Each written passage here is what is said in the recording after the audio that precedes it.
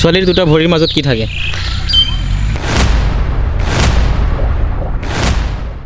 চ' বাইদেউ ভালনে? অঁ ভাল। আপুনি? আপোনাৰ ভালে, আমাৰ ভাল। চ' আমি আহিছিলোঁ এটা হাতৰ চেনেলৰ পৰা।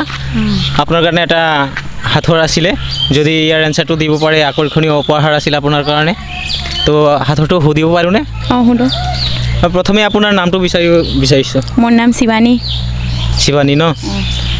চ' আপোনাৰ আজি প্ৰথম হাতৰটো হ'ল নিগেটিভ নাভাবিব হা, পজিটিভলি ভাবিব। ছোৱালী মানুহৰ দুটা ভৰিৰ মাজত কি থাকে? निगेटिव নহয়, पॉजिटिव কিন্তু। दो टू पैर का बीच में क्या रहता है? हाँ, दो टू पैर का बीच में क्या रहता है? निगेटिव নহয়, पॉजिटिव ভাবিব লাগিব। ছোৱালীৰ দুটা ভৰিৰ মাজত কি থাকে? অলপ ভাবি চাওক। নে কুৱেশ্যনটো বুজি পোৱা নাই?